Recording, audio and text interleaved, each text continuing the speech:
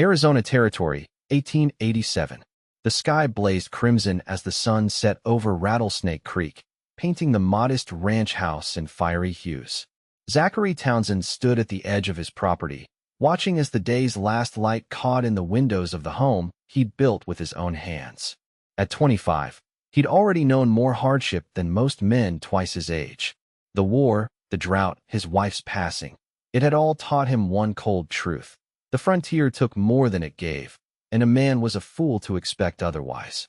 Pa! Pa! 6-year-old Emmett came running across the yard, his small boots kicking up dust. Miss Harper says I gotta take medicine, but it tastes awful bad. Zachary sighed, pushing his hat back on his head. The boy had been fighting a persistent fever for 3 days now. What had started as a cough had turned worrisome, with chills that left the child's small frame trembling through the night. The ranch hands had suggested the schoolteacher might help. She had some knowledge of medicines, but Zachary harbored little hope. In his experience, help rarely came when you needed it most. "You'll take what Miss Harper gives you," Zachary said firmly, though his voice softened as he met his son's eyes so like his mother's. "We need you strong enough to help with the spring calves, remember?" The frontier was no place for softness. Since losing Clara in childbirth 2 years ago, taking their infant daughter with her, Zachary had learned to lock away sentiment. Survival demanded it. Emmett was all he had left, and Zachary would keep him alive through sheer force of will, if necessary. There was no room for anything else, certainly not for the longing that sometimes gripped him in the quiet hours, the foolish wish for companionship that he ruthlessly suppressed.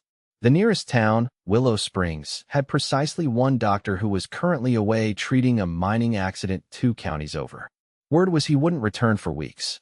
Zachary had sent a rider for him anyway, knowing it would likely be too late by the time he arrived. The frontier had taught him to expect the worst while working toward better, an exhausting balance that left little energy for hope. The following morning brought no improvement. Emmett's forehead burned against Zachary's palm, and the coughing had worsened to a harsh, wet sound that sent ice through Zachary's veins. "I'll ride into town myself," Zachary told his foreman Miguel. "See if anyone knows something more we can try." "The schoolteacher's already doing what she can," Miguel reminded him. "Maybe ask around for someone with more experience nursing sick children?" Zachary nodded grimly. "Watch him while I'm gone. If anything changes, I will send one of the boys after you immediately," Miguel promised. "Do not worry, Patron." But worry was all Zachary could do as he rode hard toward town, the spring dust coating his throat. Willow Springs emerged from the horizon, a collection of wooden buildings and hopeful dreams that passed for civilization in this corner of the territory. The general store was his first stop, where he found only the usual remedies he'd already tried. Discouraged, he stepped back into the harsh sunlight, squinting down the street. That's when he saw her, a young woman climbing down from the eastbound stagecoach, her blue dress rippling in the desert breeze. Something about her posture, straight-backed but tentative, marked her as new to the territory. Zachary wouldn't have given her a second glance if not for the worn medical bag she clutched in one hand. "Just arrived from Boston," the storekeeper's wife remarked, noticing his attention. "Nurse Natalie Novak. Came to help her aunt run the boarding house, I hear. Good timing, too, with Doc Jensen away." A nurse. The word hit Zachary like a revelation. Before he could think better of it, he was crossing the street, approaching the young woman as she surveyed her new surroundings. "Miss Novak?" he asked, removing his hat. "Forgive my forwardness, but I'm told you're a nurse." She turned, revealing a face that momentarily stunned him into silence. She couldn't have been more than 22, with clear blue eyes that regarded him with surprising directness. Her honey blonde hair was pulled back in a practical style, though a few strands had escaped to frame her face. There was nothing frivolous about her appearance, yet something in the determined set of her jaw suggested strength that had nothing to do with physical power. "I am," she replied, her accent betraying her Eastern origins. "Natalie Novak. And you are?" "Zachary Townsend. My ranch is 15 miles west." He twisted his hat in his hands. "My son is sick, very sick. I've tried everything I know, and the doctor's away. If you could just take a look at him, tell me what else I might try, I'd compensate you for your time." Something flickered across her face.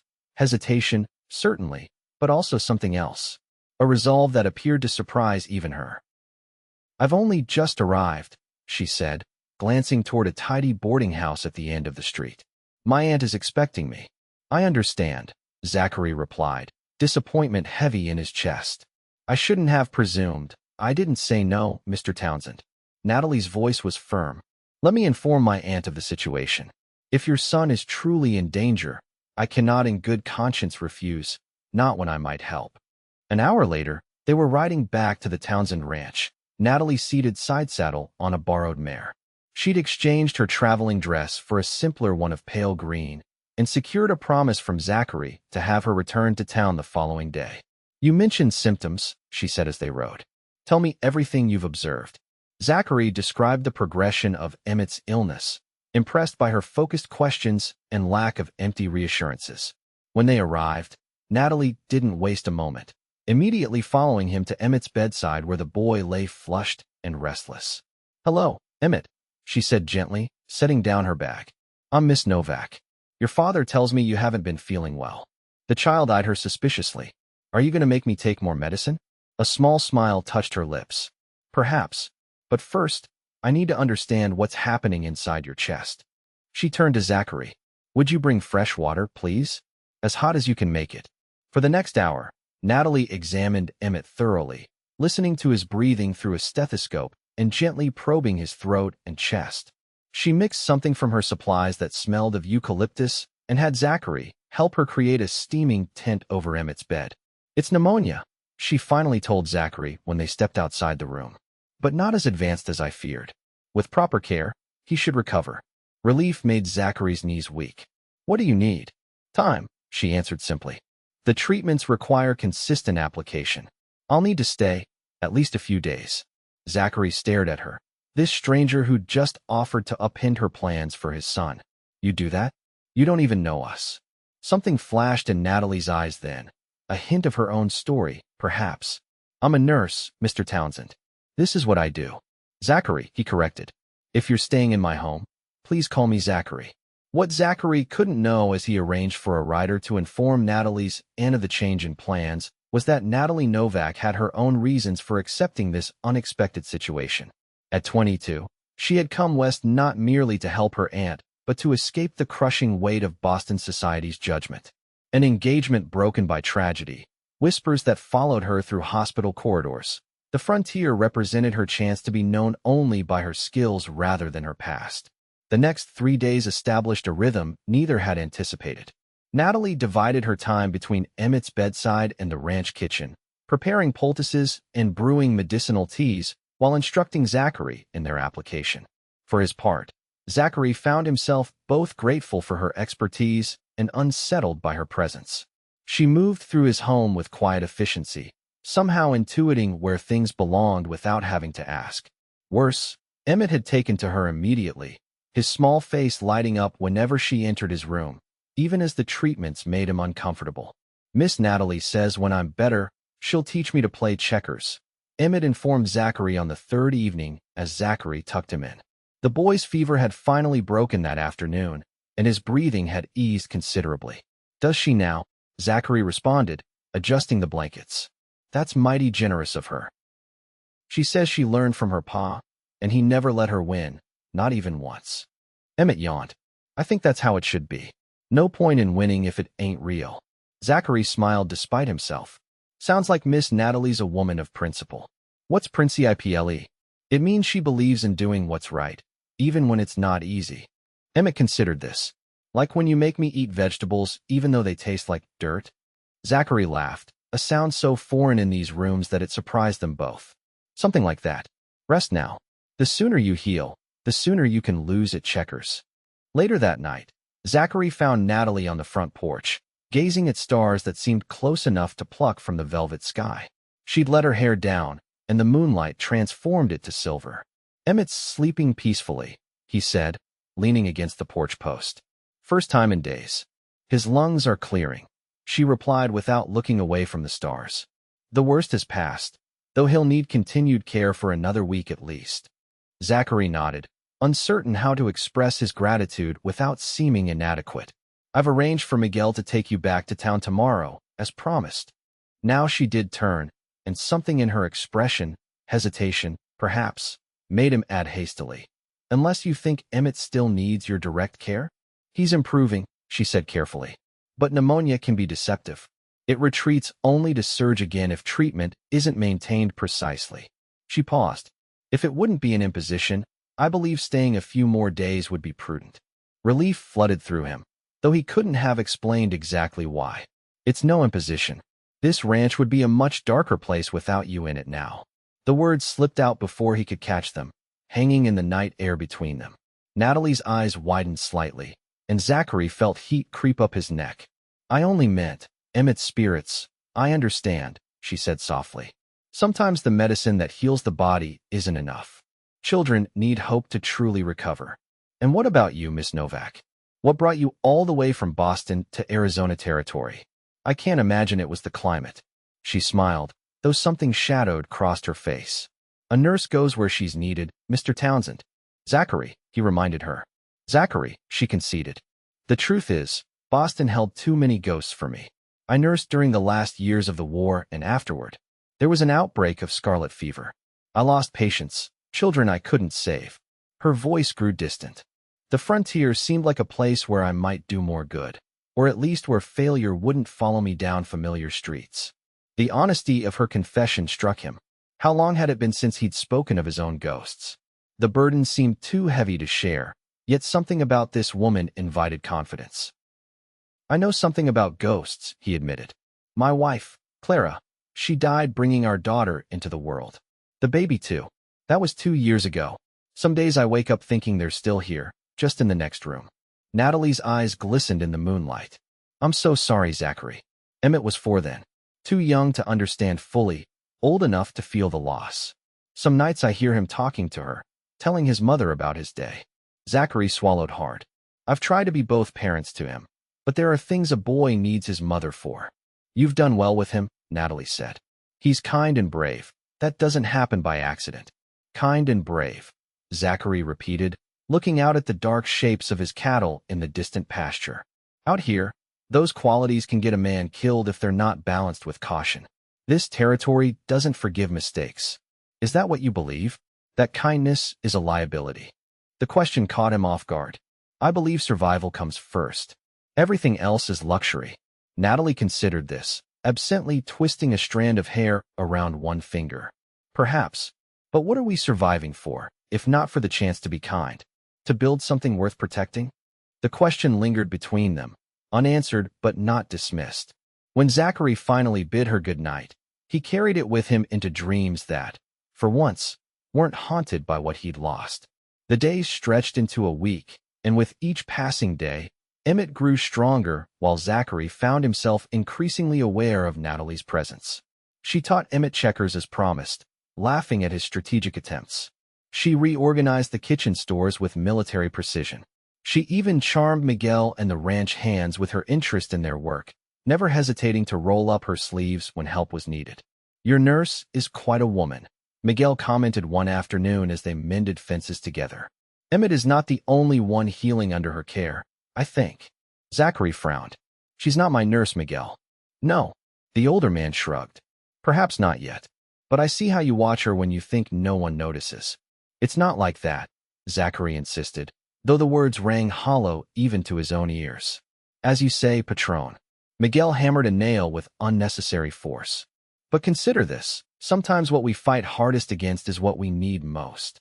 That evening, a spring thunderstorm rolled across the ranch, bringing wind that rattled the shutters and rain that drummed against the roof like impatient fingers.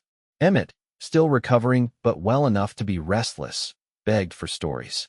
To Zachary's surprise, Natalie obliged with tales of Boston Harbor and sailing ships that transported the boy far from his sickbed. Her voice rose and fell with the storm outside, creating a cocoon of warmth within the room that felt almost like. He stopped himself from completing the thought. This wasn't family. This was temporary assistance, professionally rendered. The comfort he felt in her presence was nothing more than relief at having help with Emmett's care. Yet that night, as lightning illuminated the kitchen where they sat drinking coffee after Emmett had finally fallen asleep, Zachary found himself speaking of things he'd told no one. Clara loved storms, he said, watching rain stream down the windows. Said they reminded her that even the sky needs to cry sometimes. Natalie nodded, cradling her mug between slender hands. My mother used to say storms were God's way of washing the world clean for a fresh start. Do you believe that? In fresh starts, her eyes met his across the table. I'm here, aren't I? The simple statement carried weight far beyond its words. Yes, she was here. This woman who'd arrived like an answer to an unspoken prayer. Who'd brought healing not just to Emmett, but somehow to this house that had been merely shelter for too long. When do you need to return to town? He asked, dreading the answer, but knowing he couldn't avoid the question forever. My aunt's letters suggest she's managing well without me, Natalie replied carefully. But I shouldn't impose on your hospitality much longer. Emmett's nearly recovered. You're not imposing, Zachary said quickly. In fact, we've grown accustomed to having you here. Something softened in her expression. And I've grown accustomed to being here. More than I expected to. The confession hung between them, delicate as spider silk. Zachary found himself leaning forward, drawn by something he couldn't name. The kitchen seemed suddenly too warm, too intimate. A crash of thunder broke the moment, followed by Emmett's frightened cry from his bedroom. They both rose instantly, the connection broken but not forgotten as they hurried to comfort the boy.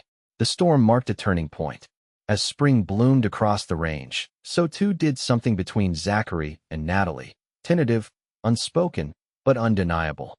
She began accompanying him on short rides around the property, asking questions about ranching that revealed genuine interest rather than polite conversation. He found himself pointing out landmarks, sharing plans for expansion, speaking of a future that, for the first time since Clara's death, he could actually envision. You could plant fruit trees here, she suggested one afternoon as they paused atop a rise overlooking a sheltered hollow. The hills would protect them from the worst winds, and there's that spring nearby. Zachary studied the land with new eyes. Clara always wanted an orchard. Said store-bought preserves would never compare to homemade. She was right, Natalie agreed. My grandmother's apple butter was famous throughout our neighborhood. Do you know how to make it? Emmett piped up from where he sat on his pony.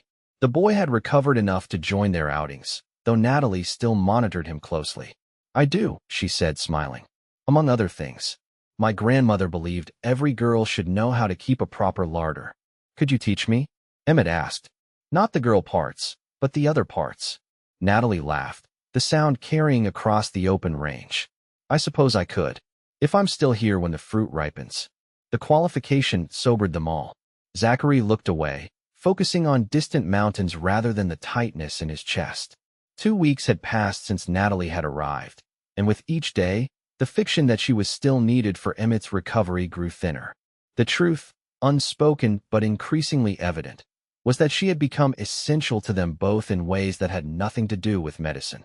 That night, after Emmett was asleep, Zachary found Natalie in the parlor, writing a letter by lamplight. She looked up when he entered, her expression guarded.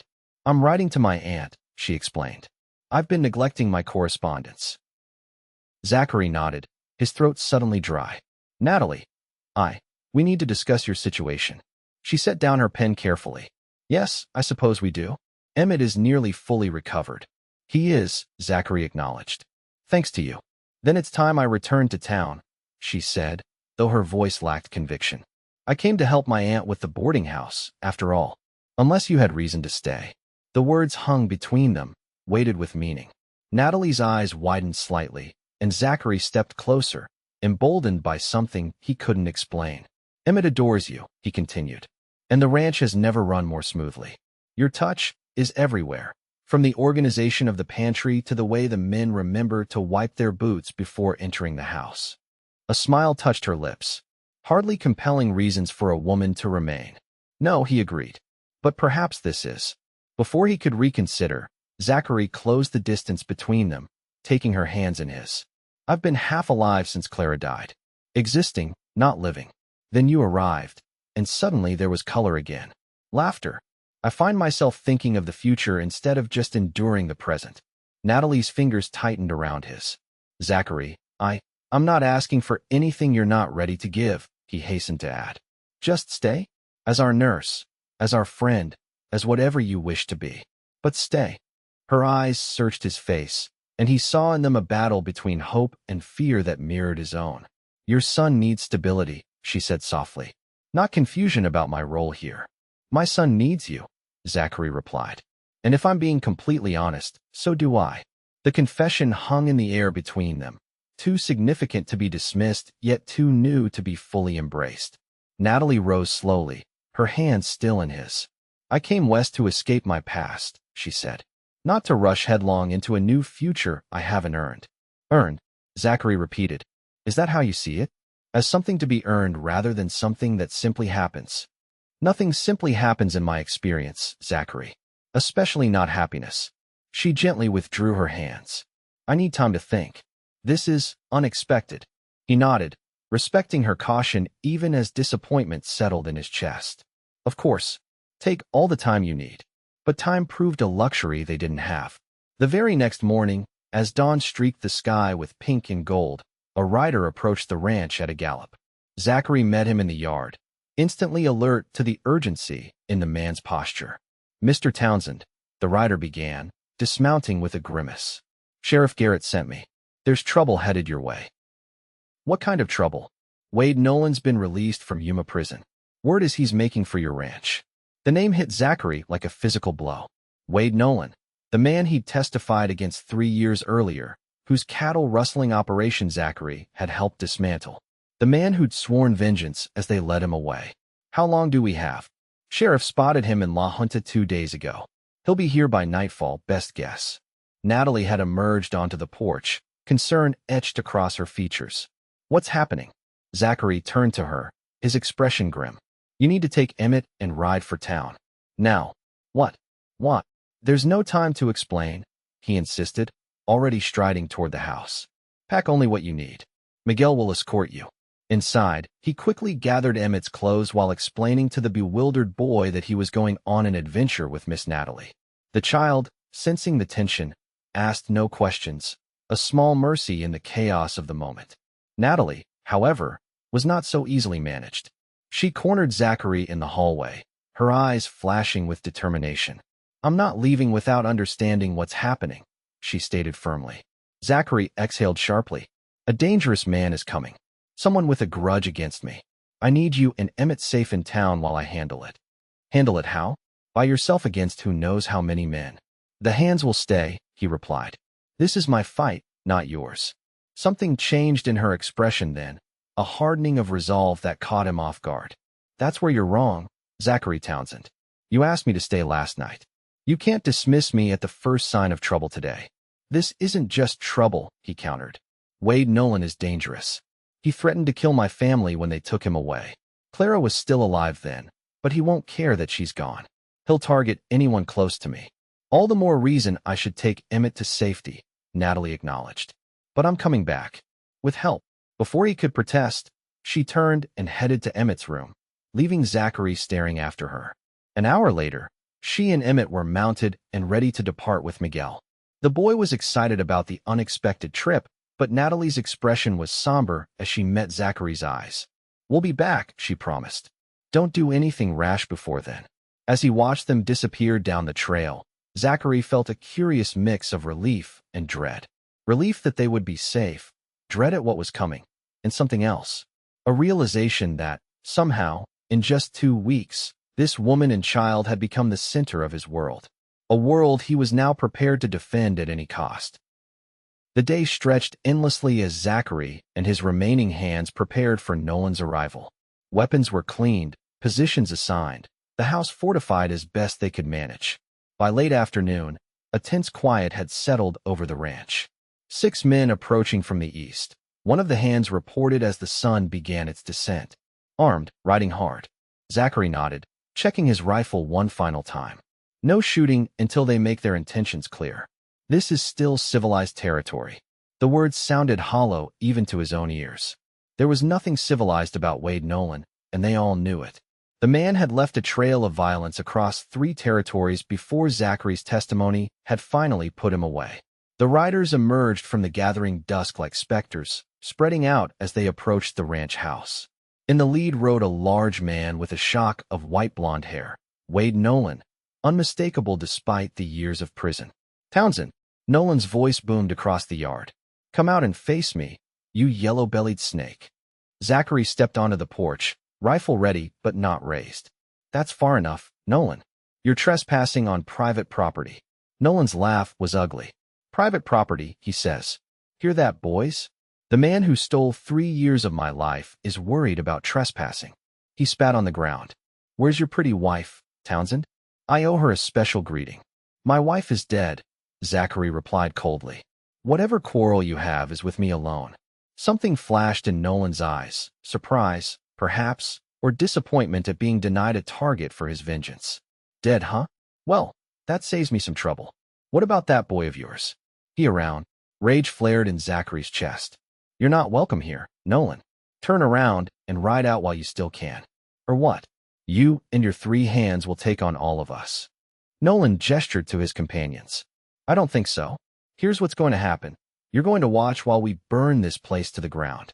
Then, if you're lucky, I might kill you quick. Zachary raised his rifle. I'm not the same man you knew 3 years ago, Nolan. I've got nothing left to lose. That makes 2 of us, Nolan snarled, drawing his pistol. The shot that rang out came from neither man. Instead, it originated from the ridge to the west, a warning shot that sent Nolan's men scrambling for cover. Zachary turned to see riders appearing along the ridge, at least a dozen of them, led by Sheriff Garrett himself. And beside the sheriff, astride a borrowed horse, was Natalie. Wade Nolan. Sheriff Garrett's voice carried across the distance. You're in violation of your parole. Throw down your weapons and surrender. Nolan's face contorted with rage. This ain't over, Townsend, he shouted, wheeling his horse around. Not by a long shot. What followed was chaos. Nolan's men firing wildly as they retreated, the sheriff's posse returning fire with more precision. Zachary took cover behind a water trough, trying to keep track of Natalie, who had dismounted and was crouched behind a boulder with remarkable composure for someone who claimed to have come west for peace. The gunfight was brief but intense. When it ended, 2 of Nolan's men lay wounded in the dirt, and Nolan himself was in custody, a bullet grazed on his shoulder and murder in his eyes as the sheriff's men bound his hands. You'll hang for this, Sheriff Garrett told him plainly. Attempted murder, violating parole, the judge won't be lenient this time. As the posse prepared to escort their prisoners back to town, Zachary finally reached Natalie, who was helping one of the deputies bandage a minor wound. You came back, he said, his voice rough with emotion. With the entire sheriff's department, no less. She tied off the bandage and stood, brushing dust from her skirt. I told you I would. Emmett is safe at my aunt's boarding house with 3 of the town's matrons fussing over him. How did you convince the sheriff to ride out here so quickly? A small smile touched her lips. I might have mentioned that the notorious Wade Nolan was planning to murder a respected rancher who happens to be a friend of the governor. Zachary blinked. The governor and I have never met. Nolan doesn't know that, she replied. Neither did most of the posse. Sometimes a strategic exaggeration serves a greater truth. The pragmatism of her approach left him speechless. This was not the reaction of a sheltered Eastern woman, but of someone who understood that frontier justice sometimes required unconventional methods. You're full of surprises, Natalie Novak, he finally said. Her expression grew serious. As are you, Zachary Townsend. When I rode out this morning, I realized something.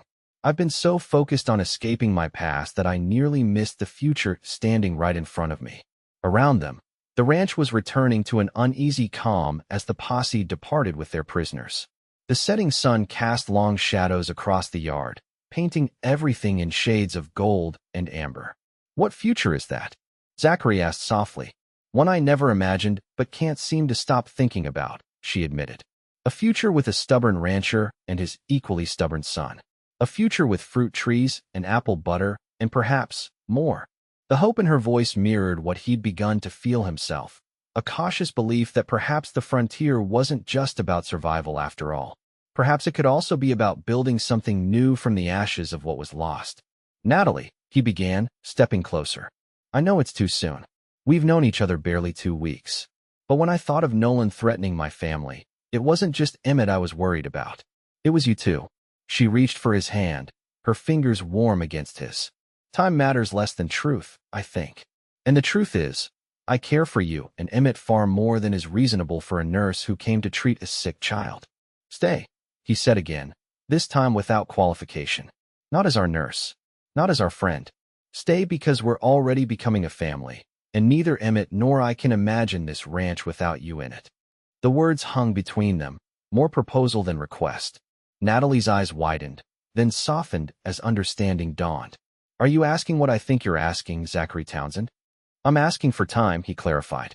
Time to court you properly. Time for Emmett to grow even more attached than he already is. Time to plant those fruit trees and see them bear.